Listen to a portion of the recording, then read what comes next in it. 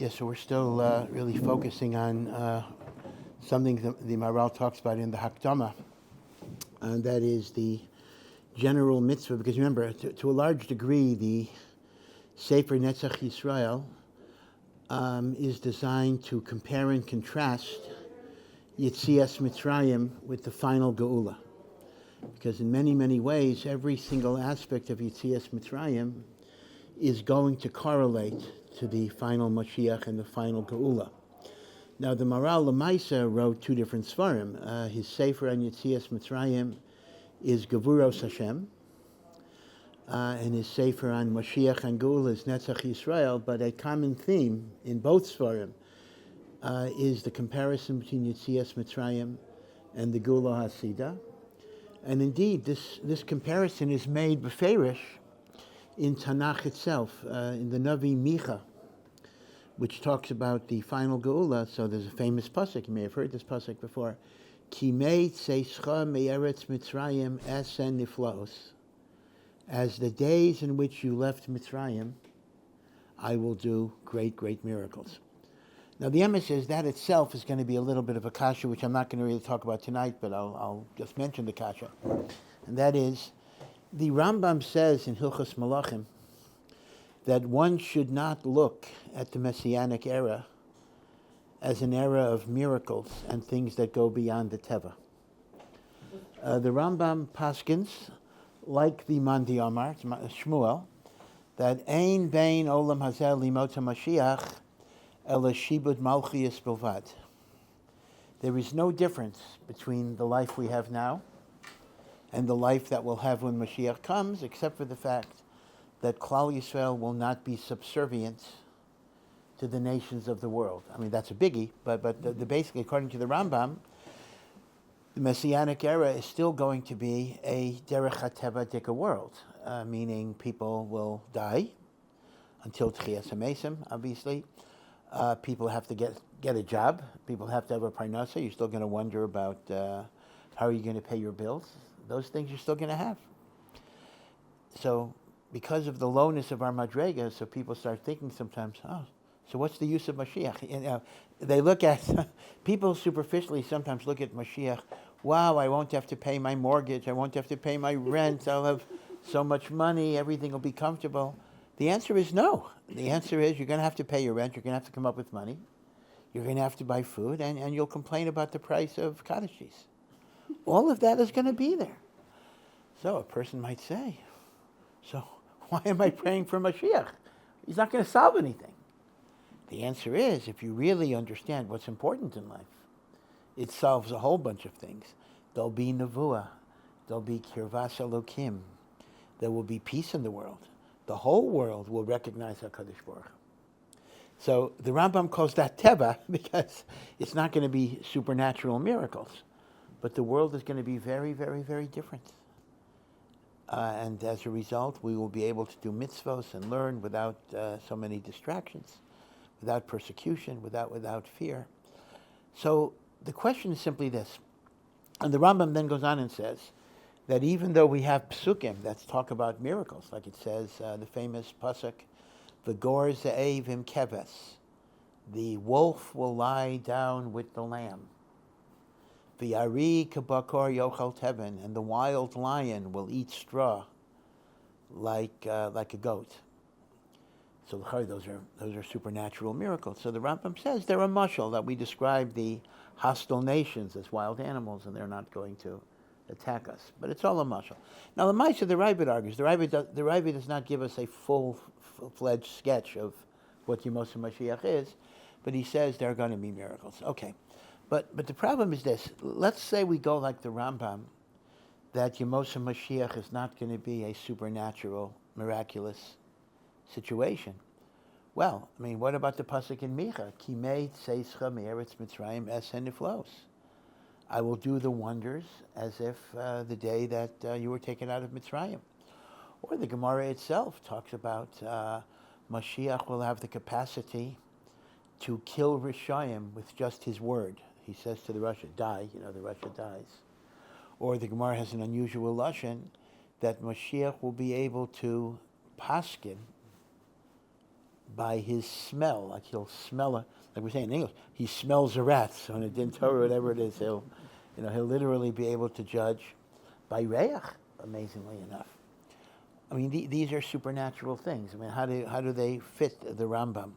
Now the emes is the Rambam was not always bothered by these kashas because the Rambam had a shita that in Agadata there are many, many different opinions. See, this is enough community between the Rambam and Taisus. Even in halacha, Taisvis always starts with the idea that you got to try to resolve contradictions. This Gemara is mashma this Gemara is mashma that. It's a stira. You got to be miyashiv a stira. So Taisus is miyashiv stiras by and large by inventing or articulating chilukim. That's talking about that situation and that's talking about this situation. And in this way, everything is reconciled. Now, sometimes Taisus says it's a machlekes, but Taisus only says that when he doesn't have another teretz. I mean, Taisus's netiya is to reconcile all contradictions. The good side of that is that Baruch Hashem, everything is consistent. The bad side of it, is sometimes that requires a certain amount of daichik. You're taking a Gemara that says one thing and you're saying, it's only talking about a particular case. Now, if you look in the tshuvas of the Rambam, in the Mishnah Torah, the Rambam doesn't tell you where he gets things from, so you don't know. But if you look in the tshuvas where the Rambam, people ask the Rambam kashas and say, well, how can you say this? What about this? The Rambam does not give chilukim. The Rambam basically, yeah, you're right. That's not like I said, but I follow this Gemara. There's a machlekes and sugyas, and I follow that. In other words, the Rambam didn't feel the same achrayas to be miyashiv stiras, because the Rambam understood that Ravina and Ravashi were incorporating throughout the gigantic thing that Shas, the gigantic of Shas, they were incorporating different discussions, and they didn't always reconcile them. Right? This base medrash learned this way. This base medrash learned this way. So this is an interesting chiluk. So the maila of the Rambam's derech, is that he's not creating ukimtis. He's not saying this Gemara is talking about this case. No, this Gemara is talking about kipshutai, and that Gemara is kipshutai. And even if kipshutai, there's a contradiction. So machlekes hasugis. If you look in the Rambam Shuvas, he consistently said machlekes hasugis, and we're saimech on this sugya rather than this sugya, as opposed to Taisvis, who sometimes does say that. Yeah, einachinami. But with Taisvis, it's always like the second type of answer, meaning Taisus is netiya. When I say Taisus, I mean the balei Taisus, hundreds of people. The netiya of Taisvis, as the Maharal points out, is to try to iron out inconsistencies by being miyashiv with chilukim. So the reason I'm saying it here is, if we find different Mamari Chazal that portray the Messianic era in supernatural terms, the Rambam might not necessarily feel there's an achrayas to answer every Maimer Chazal, because after all, we do have the Maimer Chazal of Shmuel, Ein Bain Olam Hazel Limota Mashiach Elashibad Malchis. That's a Maimer of Shmuel. So Shmuel says there's no miracles. The Rambam, whatever the reason, feels that Shmuel is the halacha. So if you have contradictory opinions, it's simply going to be, and again, a machlokas hasugyas, right? In other words, you don't have to come up with a taisus chiluk to be miyashiv. This is an interesting klal. This is actually a klal to be aware of in terms of the difference between how the Rambam approached sugyas and how Taisus approached sugyas. And in fact, some actually say it ultimately was a chiluk to Ashkenazim and Sfardim, that the derech of these chilukim is Ashkenazi, and Sfardim looked at the Gemara kipshutai, and even though the Ramban, who is Spanish, Sfardi, goes into that derech of chilukim, but that's because the Ramban was mushba by the Balei Taisus. In other words, the Ramban is actually a figure who bridged the gap, so he incorporates both shitas. But if you look at the Rishonim before the Ramban, so by the time you get to Ramban, Rashba, Ritva, Ran, right? That's the kind of the order. They have already, as Sfardim, have already incorporated the Mahalach of Taisvis. But if you go earlier to the Rif, and Rav Meir Halevi, the Ramah, you actually see this, the Rambam's Mahalach, the old Sephardic Mahalach, of looking at the Gemara's Kipshutai and just understanding it's a machlekes hasugis. So this is actually an interesting klal that you can apply to your learning. Yeah. How did the Rambam decide which sugya to bottom? Yeah. So the question is, how did the Rambam decide? So he doesn't always articulate. Sometimes he uses his svara, which may be even what is philosophically the best opinion. Other times he brings rayas from the Gemara itself, that if different sugyas tend to be following that opinion, that's one of the indicators that's the halacha. Yeah. Okay. Yeah. Right. If you say it's like Shmuel, where there's nothing. Yeah. Right. Then apparently you still have the chira.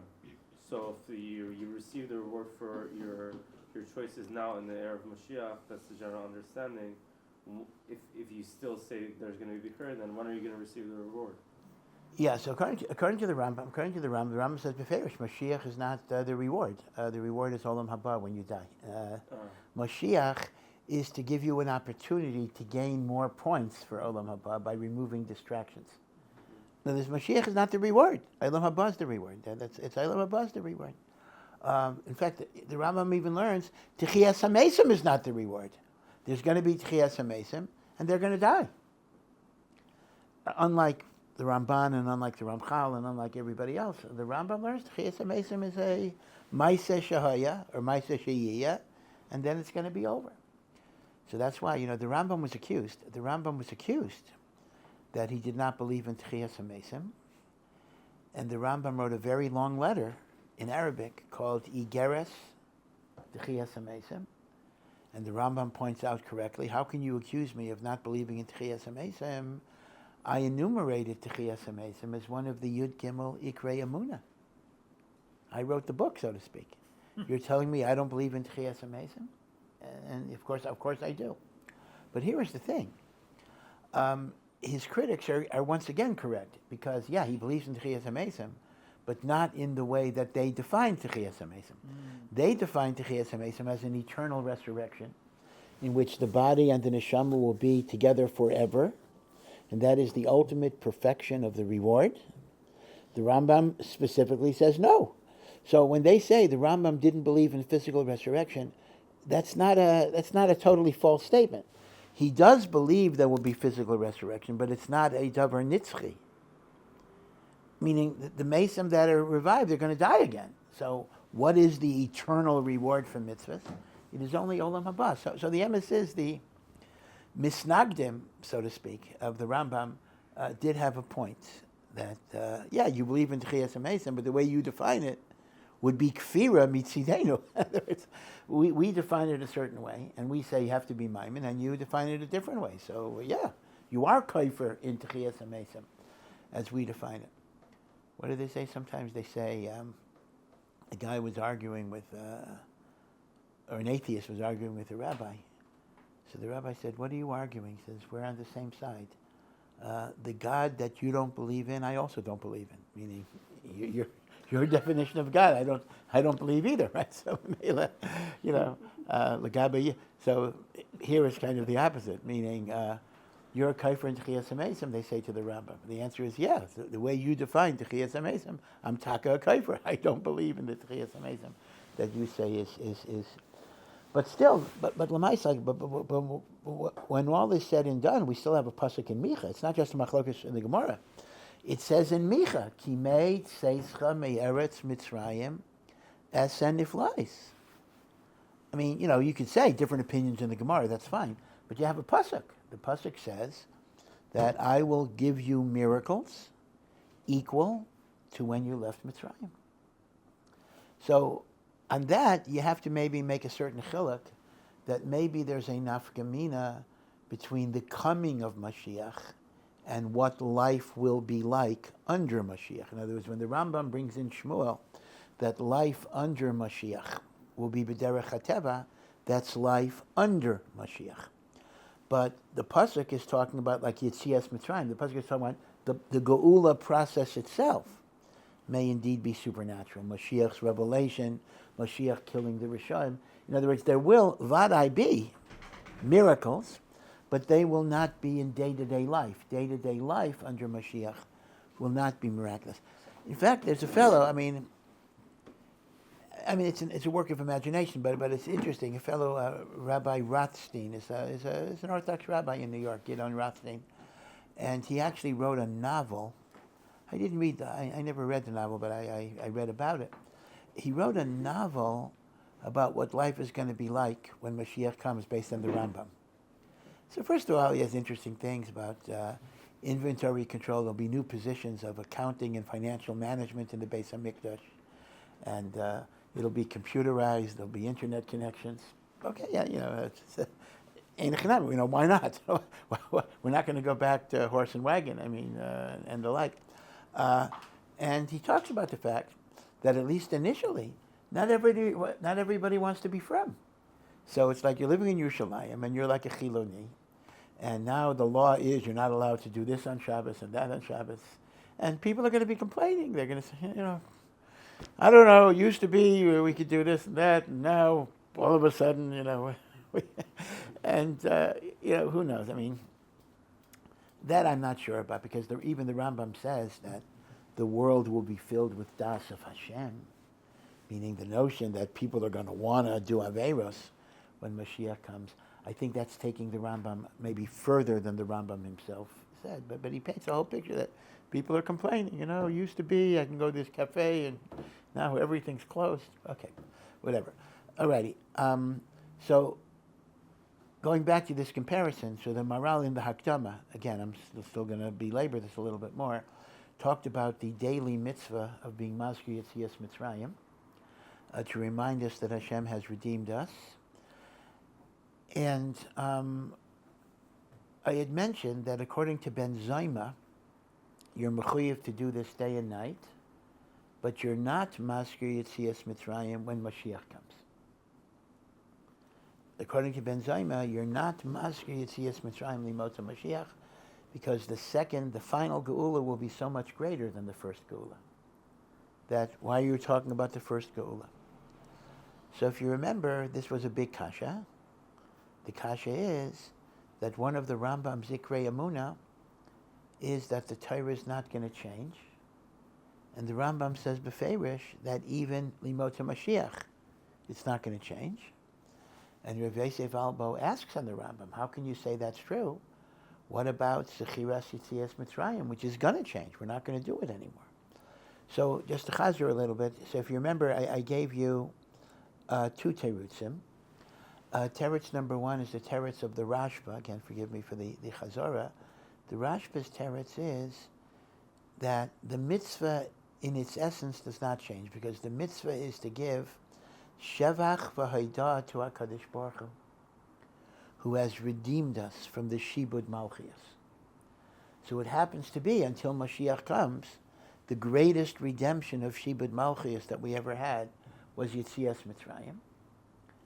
If Mashiach's Geula is going to be greater, so we will fulfill that same mitzvah by talking about that final redemption. So the Rashba's Taina is, this is not called an akira of a mitzvah, because the yesod of the mitzvah, which is Shevach v'haidah and Hakaras Hatov for Geula, is still going to be kept. That's the Rashba's teretz. The Maharal's own teretz, Maharal himself gives a different teretz, which is a very big chiddush lahalacha. He says that being Mazkir Yetzias Mitzrayim has two things that you're doing. One is Shevach v'haidah, that HaKadosh Baruch Hu took me out of Shibud. But the other is Shevach v'haidah, that he didn't allow me to go to the 50th level of Tumah so I could become the Am Hashem. So he tines like this. This is an interesting chiddush l'maisa. When Ben Zayma says we're not going to be Mazkir Yetzias Mitzrayim Limota Mashiach, that simply means we're no longer going to thank Hashem that he took us out of Itzara, because the second Geula is going to be so much greater.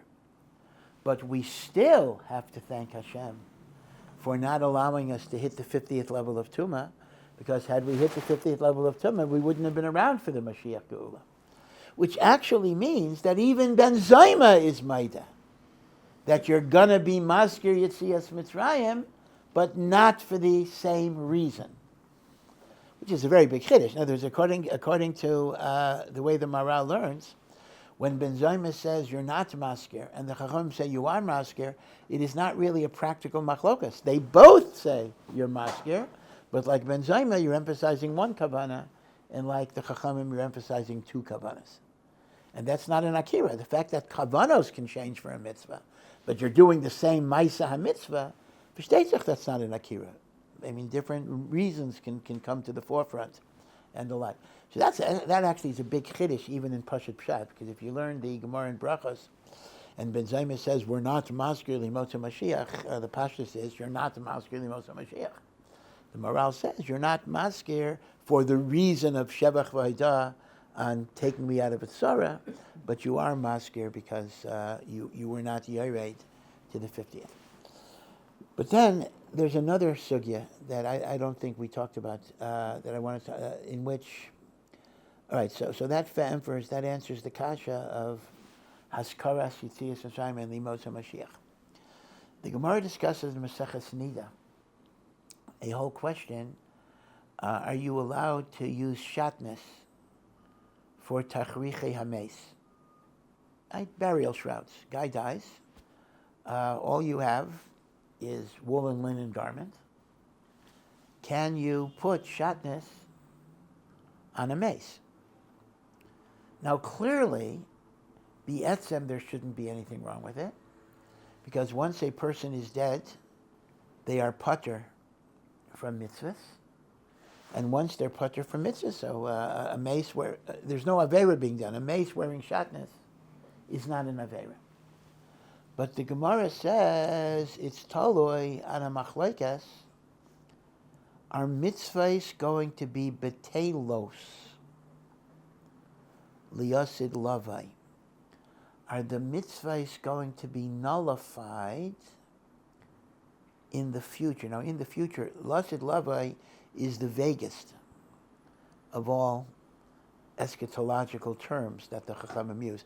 Liyasid lavai can mean olam abad, could mean Mashiach, it can mean Techiyas HaMesim, but in the context of the Gemara there, the words liyasid lavai refers to resurrection, meaning when people die and they later get resurrected, will they be chayiv in mitzvahs?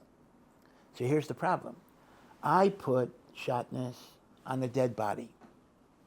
The dead body is not transgressing anything. But there'll be a Techiyas HaMesim, and it does mention that the tzaddikim will be oimed in the lavush that they were buried in.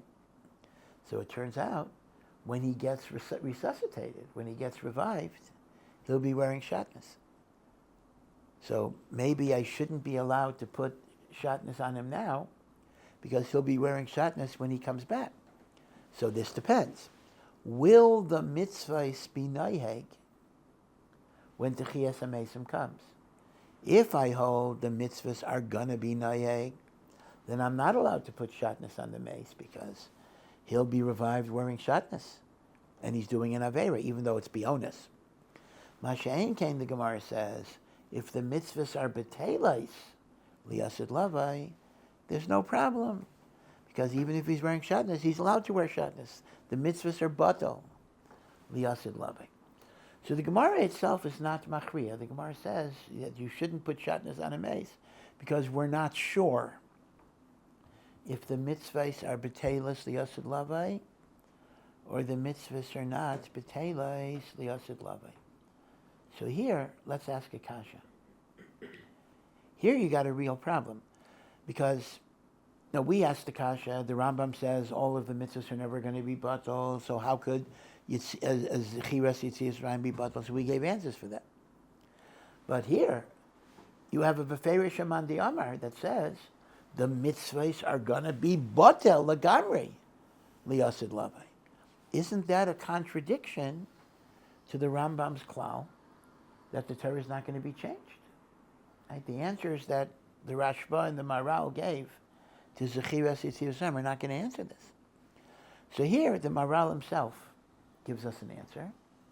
The Maharal says that the klal of the Rambam, that the mitzvahs will never be batel, only refers to what is called Olam Hazeh.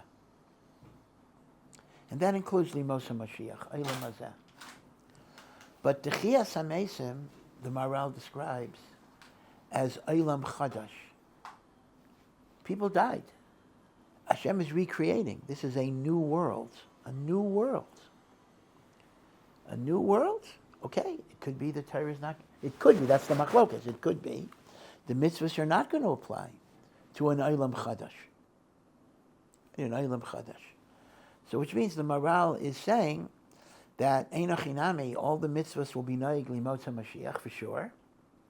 Whether they'll be Noeg after Techiyas HaMesim, that is the machlokas of mitzvahs B'teilus Liyasid Lavai or mitzvahs not B'teilus Liyasid Lavai. Now, I'm not sure, though, what this klal means. I mean, here's my question. When Techiyas HaMesim comes, whenever it comes, there will be people that will be alive at the time of Techiyas HaMesim. Right? In other words, all the people that died that are Zeicha, have to be Zeicha, but all the people that died that are Zeicha to Techiyas HaMesim, they come back. Okay? But there are people that happen to be alive. So when you say the mitzvahs are batel by Techiyas HaMesim, there are, even going with the Maharal, that it's only referring to Techiyas HaMesim, not Mashiach. You could raise a question, what does that mean? Maybe it just means once a person dies, he becomes patur from the Torah, so he doesn't become chayav again when he's reborn. But that would only be a svara for somebody who died. For somebody who was alive, even if Hashem extends your life forever at that point. But you didn't die. You never got patur. You never got your exemption. So that would be a funny situation, that if you hold mitzvahs b'teilus liyasid lavai, because once a person dies, he's patur min ha-mitzvahs, you'd have the anomaly that some people have to keep the Torah, those who were alive at the time of resurrection, and some people don't have to keep the Torah. Meaning, it's not that the Torah ceases to exist, but rather, someone who dies doesn't become re-mechuyev. If you hold mitzvahs b'teilus. If you hold mitzvahs einam b'teilus, einam chinami, he does become. Right? So I'm not sure. I'm not sure about that. I'm not sure if the Maharal means that Techiyas HaMesim is the Gamri in Olam Chadash, so the Torah B'chlal doesn't apply, or he just means that anybody who dies got exempt. Once you get exempt, you don't become chayav again when you're revived. Yeah. According to the Rambam, Techiyas HaMesim is just an opportunity for people to come back and get more schar to get the reward. If mitzvahs are batel, then there's no more schar. Yeah, that's a very good question. It would actually seem that the Rambam himself must be paskening that the mitzvahs are not batel. You're correct. Otherwise, there would be no sense, because Techiyas HaMesim is only so you'll do more mitzvahs. Yeah. If there are no mitzvahs, you're not going to get. Okay. Yeah. If there's no Yitzchak and there's only good, what reward is there? Yeah. So that's the big question. If we ask the question, and we talked about this in Evan Shlom, we talked about this a lot, but it's always kedai to revisit it because it's a difficult question. What is the purpose of Mashiach? Who needs Mashiach? Because if, like the Rambam especially, the ultimate reward is Olam Haba, so let's just have a system. Person dies, Hashem judges him, may have to go to Gehenna, and then hopefully you get Olam Haba forever for all of your mitzvahs. What is Mashiach about? What do you need Mashiach? Mashiach is this world. So the Rambam's answer is, you're right. Mashiach is not reward. Mashiach is to create more opportunities for me to do mitzvos and learn Torah without distractions and without the intensity of a Yetzer Hara. So I should be zocher to Olam Haba. Mashiach is an emtsai to get more Olam Haba. And I would add, and that explains Techiyas HaMesim as well. Because according to the Rambam, what's the purpose of Techiyas HaMesim if you're just going to die again? The answer is because it's unfair. I'm alive when Mashiach comes, so I get this extra opportunity to do mitzvahs. What about all the generations that didn't have that opportunity? That's why they get Techiyas HaMesim, to participate in Mashiach. Now, the question is this, though.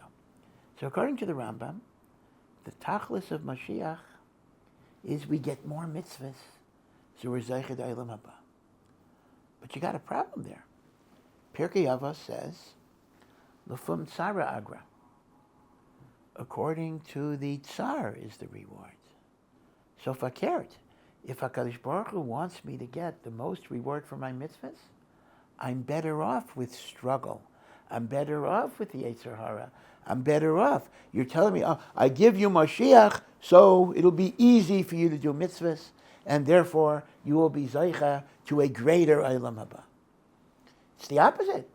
If it's easier to do mitzvahs, I'll get less Eilam Haba for it. So the answer has to be numerical, meaning let's make up numbers. I mean, the numbers are nonsensical, just making it up. Let's imagine that a mitzvah that you do with struggle counts for 1,000 points. I mean, that itself is kind of meaningless because there are infinite levels of struggle. But let's just assign an average. Mitzvah b'tzar is 1,000 points. Mitzvah shelo b'tzar is 100 points. So all the mitzvahs I did before Mashiach came, 1,000 points per mitzvah. All the mitzvahs I do when Mashiach comes is only 100 points per mitzvah. So what am I gaining?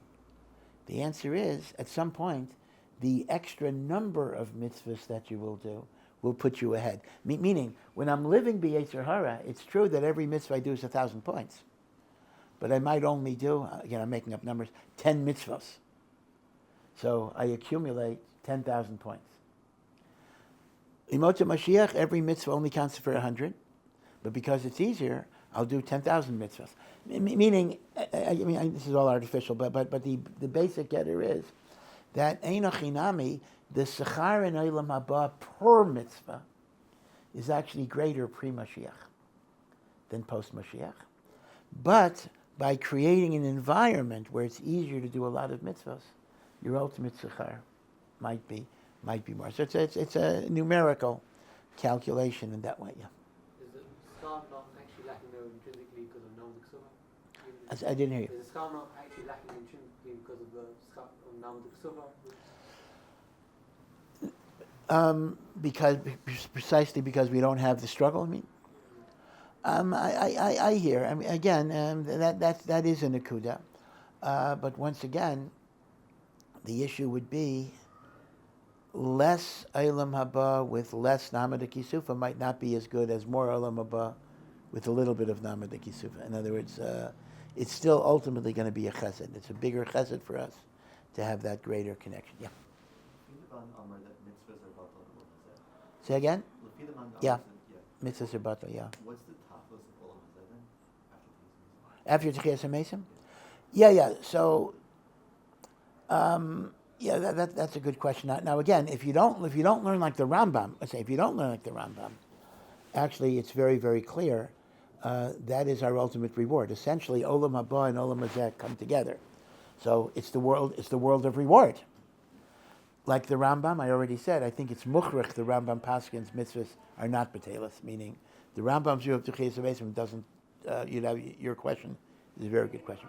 So now, though, let me just raise another question which we could discuss with another Maharal. And that is, Taisas Nida asks a very, very good question.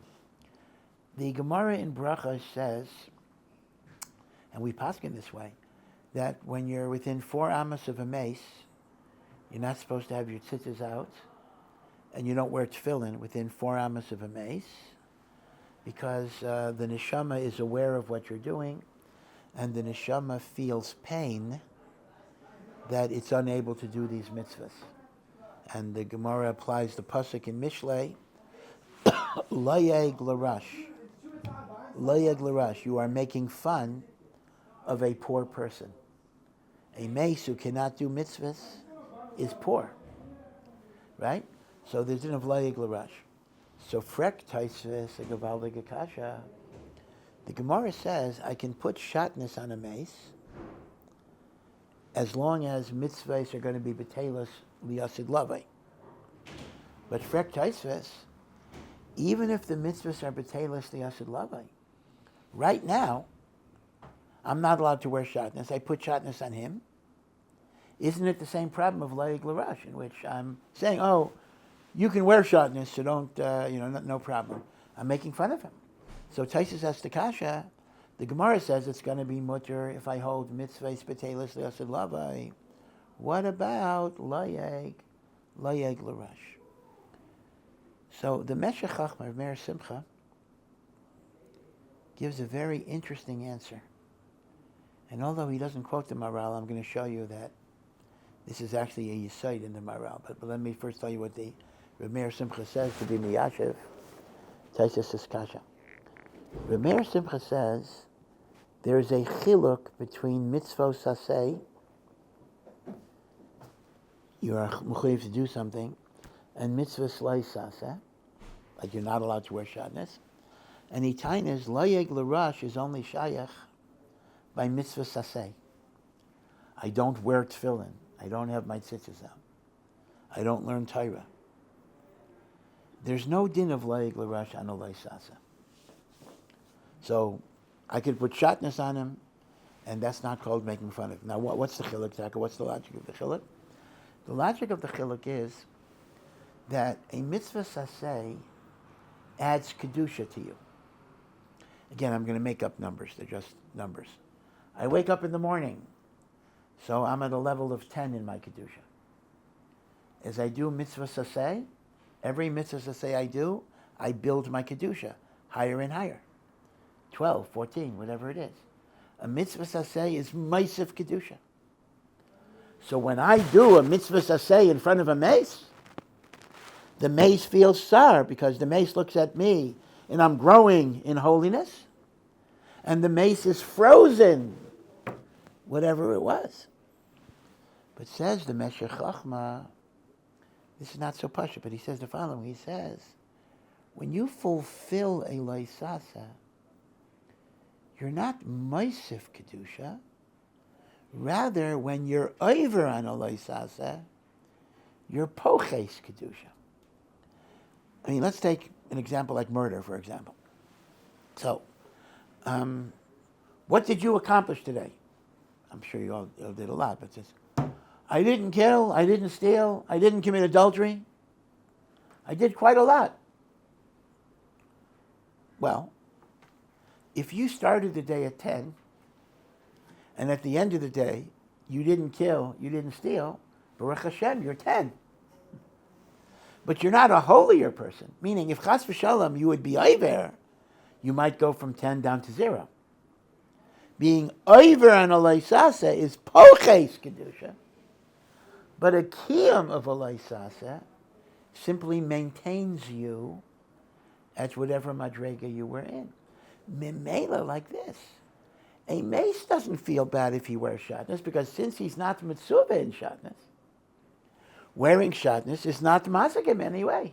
So bishlama, when it comes to it, this is Rav Meir Simcha, bishlama when it comes to a mitzvahs asay, where the person who does a mitzvah asay is growing in kedusha. So the mace is bitzar. But fulfilling a leisasa does not give you growth in kedusha.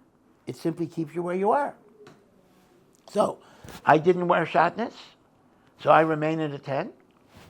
If the mace wears shatnez, he remains at a 10, assuming 10 was his madrega. So what is he unhappy about? For carrot, he has more options. He can wear shatnez, and it's not going to affect him. And that's why the Gemara says it's only going to be a problem if mitzvahs are einon b'teilas liyasid lava, because then eventually he might wind up losing kedusha.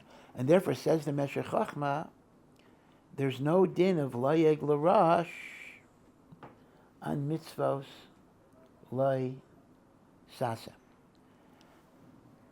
Now the Emes says, this is not so pashut. I mean, there actually is a chazal that says, Yashav adam v'lo yavar aveira.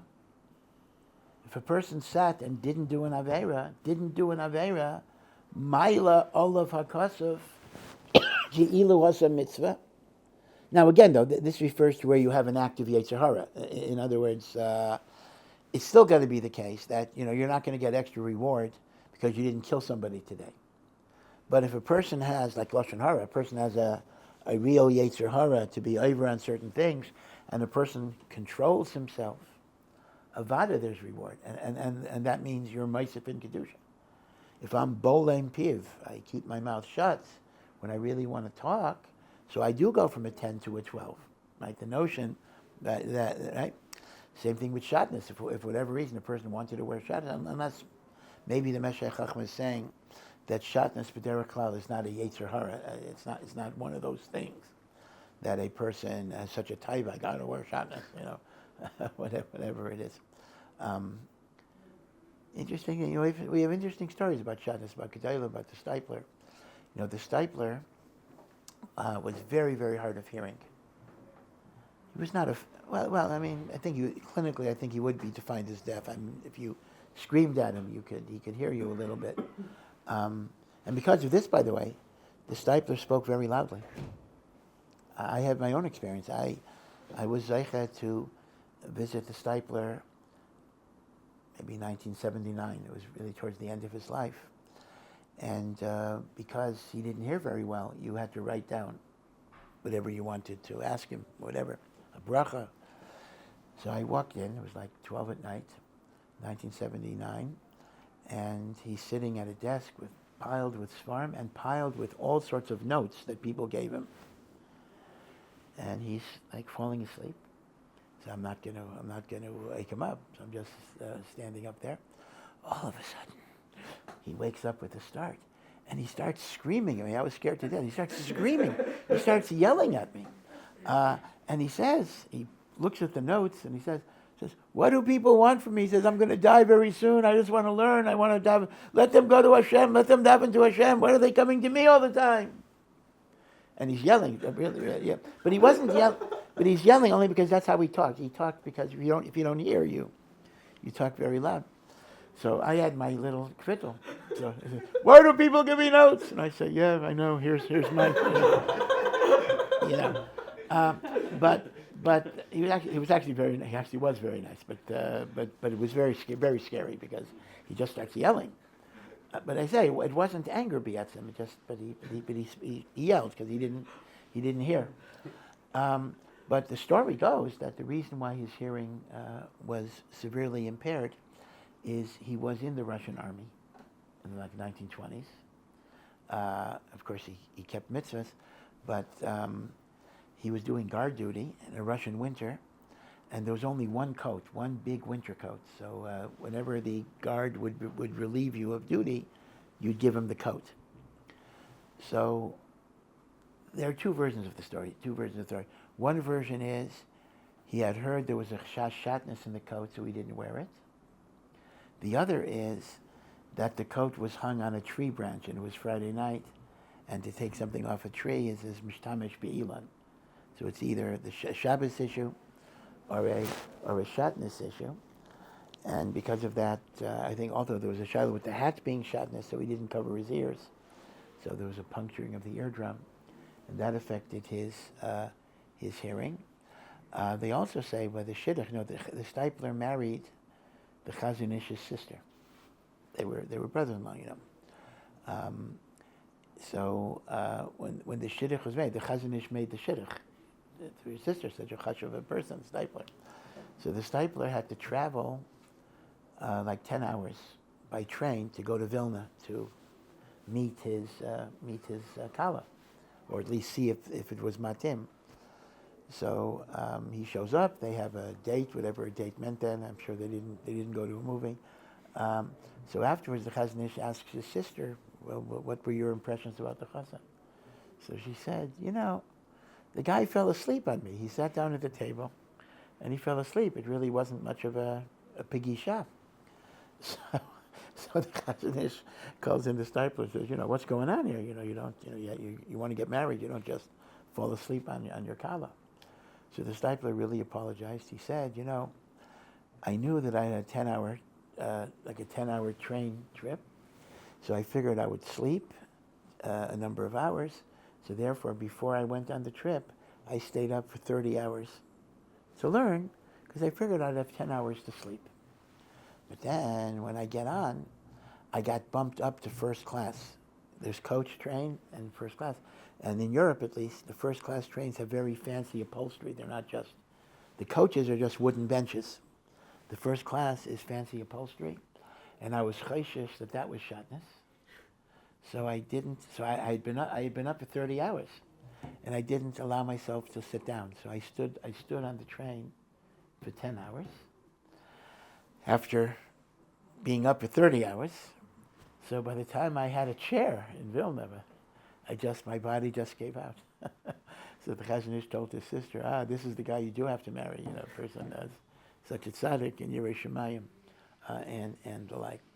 But they say a shtickle chiddush, I think Stipler himself said it, that wearing a shatnez hat conceivably can be more chomor than wearing a shatnez coat. Because a coat, I put on the coat once, so I'm over on shatnez. But with a hat, every time you take it off and to put it on, it's a new Maisa Aveira. So he says a shatnez hat could be actually more Aveiros than a shatnez coat. But be it as it may, this is the Meshech Chachma's teretz. So I just want to point out that the aside of the Meshech Chachma can actually be found in a Maharal. And this Maharal is not in Netzach Yisrael. This Maharal is in the Gur Aryeh. Gur Aryeh is actually the first sefer Maharal wrote, and that's his Perush on Rashi. Gur Aryeh, on every Rashi, the Maharal has a short commentary. In fact, many of the ideas that the Maharal develops at length in other Sfarim are originally found in the Gur Aryeh itself. And the Gur Aryeh in Parshas Vayigash deals with a very well-known question, that we know that the Avos kept the whole Torah even before it was given. They knew the Torah with Ruach HaKodesh. And they kept the mitzvahs even before it was given. So how could Yaakov Avinu marry two sisters? Yaakov married Rachel and Leah. Some even say Bilhah and Zilpah were also, there are four sisters, but at least two sisters. Now it's true that under the Sheva Mitzvahs B'nai Noach, that's not Aser. So if they simply didn't keep the Torah, Yaakov could do it. Now it's not a violation of the Sheva Mitzvahs B'nai Noach, but if the Avos kept the Torah Shaloi Nitna, eventually the Torah is going to Aser Achai Sisha. You cannot marry the sister of your wife, so you can't marry two sisters. Right? So how could it be? So the Maharal brings a teretz from the Ramban that the Maharal does not like, but the Ramban famously says, the Ramban asks the Kasha, and the Ramban says that the Avos kept the Torah Shalei Nitna only when they lived in Eretz Yisrael. And when they were in Chutz La'aretz, they didn't. And since Yaakov Avinu married Rachel and Leah in Chutz La'aretz, so he was not mechuyev to divorce them, although Rachel died very shortly after. Maharal doesn't like that teretz because the Maharal says, you're bringing in a chiluk in Eretz Yisrael and Chutz La'aretz on a mitzvah that's not Tuliyah Ba'aretz. I mean, right? Achos Isha is also both in Eretz Yisrael and Chutz La'aretz. So you're telling me now the Avos only kept it in Eretz Yisrael. Maharal doesn't like that. A second teretz the Maharal brings, he doesn't say in the name of whom, is that when Rachel and Leah repudiated the Avodah Zarah of Lavan's house, that is tantamount to a gerus. And by gerus, we have a klal, ger sheniskayer, kekatan shenayla dami. A convert is like a newly born person. And this has halachic repercussions. Do you realize this? If a mother and son convert, min ha-Torah, they're not related. Min ha-Torah. Mother can marry son. Father can marry daughter. Brother can marry sister. Right, all this is Doraisa. Gershon Iskayr Kanchan Eladami. So Mamela, if both Rachel and Leah underwent conversion, they're not sisters. So Yaakov could marry them because they're not sisters. Maharal brings that teretz. He doesn't say in the name of whom, but he brings such a teretz. Gershon Iskayr Kanchan Eladami. But the third answer that he gives seems to me to be very connected to what the Meshech Chachma said, and that is the rule that the Avos kept the whole Torah ad shalei nitna only applies to mitzvos aseh, tefillin, tzitzis. It does not apply to lo sases of Isurim. And the svara is, he says, really like the Meshech Chachma, mitzvos aseh are ma'aseh kedusha. So even though the Avos were not mitzvah, they wanted to do the pa'ulais that are ma'aseh kedusha to them, to wear tefillin, to wear tzitzis. Alay sasa is not ma'aseh kedusha. Alay sasa, the avera of alay sasa is poches kedusha, but it's only poches kedusha if you're violating Hashem's commandment. If the Avos were not commanded yet, because they were not, then marrying two Achios, right? Again, if Yaakov is a 10, marrying two Achios, he remains a 10. See? Exactly like the Meshech Chachma says by Laik Larash. So this is the teretz of the Maharal. Then the Maharal gives a final answer, which may be a little disappointing, but he actually says, the Avos kept the whole Torah, except when they didn't. Meaning the following. The Maharal actually says, and the Nefesh HaChaim says the same thing, that the default setting of the Avos was they kept the mitzvahs. But because these were not commandments, they could do something we cannot do today.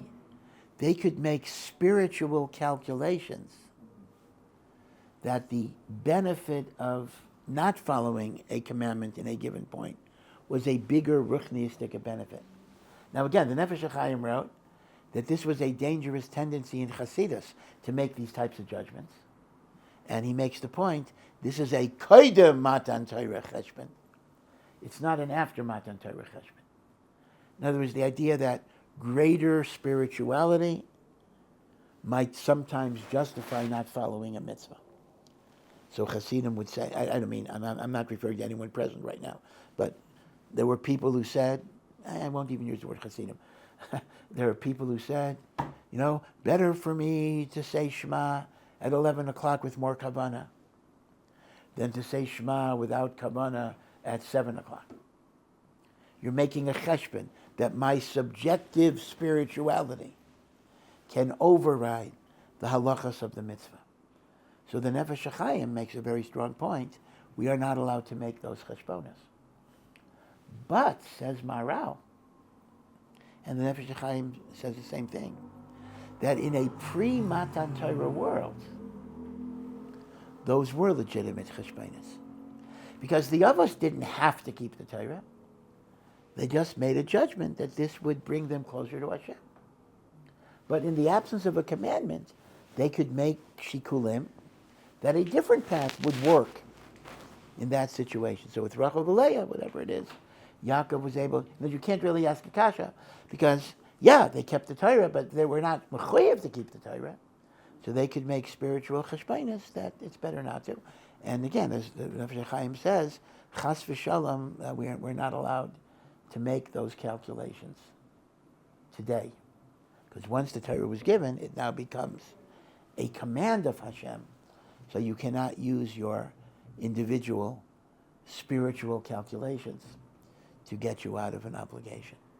Although the truth is, sometimes we actually do. Eis lasos Hashem. Okay, but b'derech klal, we don't allow that type of cheshbon. Okay. Now the only question I'll leave you with the question to think about. So Rav Meir Simcha and the Maharal, they fit in very well. Answers the question why there's no laik l'rash in putting shatnez on a mace. And the only problem is mitzvahs betelos or mitzvahs einam betelos. Good. But there's another thing. A man is buried with a talus over the tachrichim there's a talis. And the minhag is that we passel the talis. We cut off one of the tzitzis, we cut off one of the corners to show that the mace is not mitzvah and tzitzis anymore. So l'chayra there, don't you have a laig l'rush problem? If I put the, right, because there, wearing tzitzis is a mitzvah saseh, that's mitzvah kedusha. So the teretz that the Meshech Chochmah gives for why I can put shatnez on a mace is not a teretz for pasling a talis. And that should be asur al tzleik l'rush. It's a good kasha. Because of this, it's yadua that there were gedalim who left a tzava that they should be buried in a kosher talis. In fact, the most famous story is that of the Vilna Gaon himself. The Vilna Gaon left an instruction that his talis was not to be puzzled. He was to be buried in a kosher talis. He didn't leave it in writing. He left it. One of his talmidim, his name was Rav Sadja, not Rav Sadja Gaon, that's much earlier, but Rav Sadja was a talmid of the Gra, and he was mishamesh the Gra in the last weeks of the Vilna Gaon's life. And pumped for the Yom Tov of Sukkot, the 2 days of Sukkot, he wanted to go to his parents, which were near Vilna.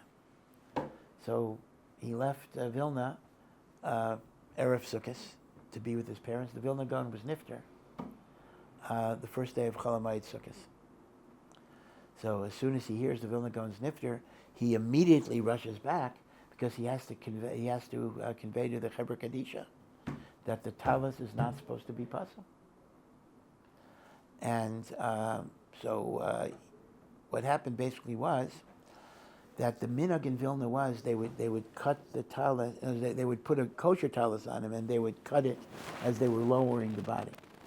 So he shows up right when they're lowering the body into the kever, and they're about to cut the corner. So he stops the levaya. He says, "You can't go on." The Gra said, "You cannot cut this corner." So it's recorded. They actually stopped the levaya of the Gra in the middle. They convened a beis din, the Liyanim of Vilna, whether they should follow the Minhag Yisrael or they should follow the Gra's instruction. And the psak was that they would follow the Gra's instruction, taka, but as it was being lowered, I may be confusing two stories. No, I'm sorry. Their psak was that you have to follow, even the Gra has to follow the minhag. So he was buried with the puzzle talis. There's another story, people confuse it, but there are two different stories, about the Yesod V'Sherish Ho'avaida, who lived almost the same time. He died a little after the Gra. Rabbi Alexander Ziskin from Haradna. He left the same tzava to be buried in a whole talis, and he was buried in a whole talis as well, but as they were lowering the body, the talis caught on a nail, and the talis ripped. So that was a siman min hashamayim. So the difference is, right, two different stories. A lot of people sometimes confuse the stories. With the Vilna Gaon, the story was the beis din paskid. He's mechuyev to follow the minhag. And with Rav Alexander Ziskin, literally min hashamayim. Rav Shach wants to say that this is a little more coveted for the Vilna Gaon. There was not a siman from Hashem, so to speak. It was just a beis din paskid, as opposed to the Rav Alexander Ziskin. There was a siman min hashamayim that he shouldn't be able to have that sechus. But this is the Yesod V'Sherish Habayda, and it was almost the same time. Two different ma'asim. In fact, this idea that the Gra should they tell the ma'asim with the Gra, which is hard to believe. That the Gra was not a Rav of Vilna. The absolutely was not the Rav of Vilna, and the minhagim of the Gra were not the minhagim of Vilna. And the Gra had to have special rishus from the Kehal to have his own little minion called the Kleis, which he had a minion that followed his minhagim and the like. But it was not, Vilna had a big shul, and that they did not follow the Gra's minhagim were not the minhagim of Lithuania. B'chlal, only Yechidei Skula. So they tell some Maisa that a woman once brought a chicken to the Gra, although he was not into paskening on chickens that much, but they were chicken, and the Vilna Gaon paskened kosher. And the woman blurts out, but you know, the new Rav of the city, a young man, said it was treif. Yeah, she was shopping around. Yeah. So the Vilna Gaon said, well, it's kosher. She went back to the young Rav and said, Vilna Gaon says it's kosher. What are you talking about? So the young Rav was very shaken up because he felt that he is the Rav of the Kehillah. So his psukim have to be listened to. Even though the Vilna Gaon was much, much, much, much greater. But it's a question of kavod of the Rabbanis and the position. People are not going to respect him. People aren't going to listen to him. Right? So he actually summoned the Vilna Gaon. And he said to the Vilna Gaon, you know, B'mechilas kvod tarascha, you are infinitely greater than me. But, I'm sorry. I don't know why I'm reversing the stories today. It's the other way around. The Rav said it was mutter. The Vilna Gaon said it was usher. Why the woman went shopping if she had a heter, I don't know, but it's fair. So the Rav ordered the Vilna Gaon to eat the chicken. The Rav said, you have to eat the chicken. You have to show people that my psukim are accepted. And the Vilna Gaon was also shaking and crying, but he was makabel, that he was going to eat the chicken, because the Rav paskin it was mutter. And it says, talking about Min HaShamayim, as he was about to, he took a spoonful of soup or whatever it is, as he was about to eat the soup, there was a candle. Now, candles in those days were not made of paraffin. They were made out of tallow, sheep tallow, chalif. They were treif. That's why in your day you always find what happens if a candle falls into the soup, because it was treif. So the candle fell into the soup, making everything treif, so nobody could eat it. So HaKadosh Baruch Hu was matzil the gra from not being nichshel. But the pella was that he was going to eat the meat. He was going to eat the meat. He felt that he himself was mechayev to give kavod to the Rav. So it's an amazing thing. Another example of Min HaShamayim, don't change minhagim, is the gra shita was that we should duchen every day, like we do in Eretz Yisrael, like Sfardim do in Chutz La'aretz. And the Ramah is a big daichik. The Ramah gives a reason why we don't duchen every day in Chutz La'aretz, because he says, except on Yom Tov, Kehanim are not b'simcha. And in order to be a conduit for a bracha, the Kayin has to be b'simcha. It's a very fair reason. Some Kohanim are not b'simcha even on Yom Tov. And other Kohanim are b'simcha every day. I mean, to use a subjective feeling to take away a mitzvah d'oraisa, very fair. So the Shita Sagra was, Birchas Kayanim even in Chutz La'aretz should be every day like Sfardim. This was his psak. But every time he was going to start it in the Klois, that's the name of his little base medrash, there was always like a fire broke out or something happened, meaning Min HaShamayim, the covet of the Ramah, was that the Gra was not allowed to be miyaset, Birkas Kayanim, every day. So it goes both ways. Sometimes HaKadosh Baruch Hu does an intervention, so the Gra will do what he feels is right. Other times it's fakir, to force him to follow the minhagim. You know, they tell the story now. I'm not going to mention the name because the family says it's not a true story. They don't like for people to tell the story because they say it's not true. But I'll tell you the story because it is a good story. There was a wealthy philanthropist, a very, very big Baal Tzedakah, and he left an instruction that when he dies, he wants to be buried in his favorite black socks that he wore on Shabbos. They didn't understand why that was, but that was his last request. So the family told the Chevra Kadisha that please, our father, big Baal Tzedakah, big tzaddik, he says he wants to be buried in socks, so please bury him in his socks. So the Chevra Kadisha said, no, We bury people with tachrichim and atawas. We're not mashana from any of these minhagim. And the family argued and argued and argued and argued, and the Chevra Kedisha would not depart from the minhagei Yisrael. Now, the father had left a letter for his family to be opened up after Shiva. So they open up the letter after Shiva, and the letter says the following. I assume I was not buried with the socks that I requested, and I want you to understand why I made the request in the first place. You know, Baruch Hashem, Hashem gave us much bracha in our lives. We were wealthy. We owned businesses, and we tried to use the money for tzedakah, again, very, very generous. But I just want you to understand that you see, when you leave this world, you don't even leave with a pair of socks. Meaning you leave the world with nothing but your Torah and your Maisim Tovim. And I wanted to go through this knowing I would not be buried with the socks. So you would realize that even though I was a multi-millionaire, I can't even take a pair of socks with me. And that's what they say. They say, the only thing you take is what you give. The things you give is what you take. The things you take, you don't take with you. And that's, again, a mashal. Again, I don't want to say the family because they say it's not true. This was widely reported. I'll tell you, this is Reichman. Now, the Reichman family, because as long as the Reichman family were very, very, they were truly tzaddikim.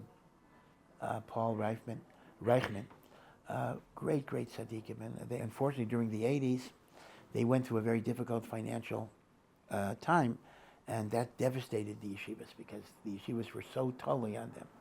So they really were, he really was a great, Paul Reichman was a great tzaddik and an Ohev Torah. So when he was nifter, this story circulated, but the family says, so I'm just giving you the full disclosure, the family says it was not true.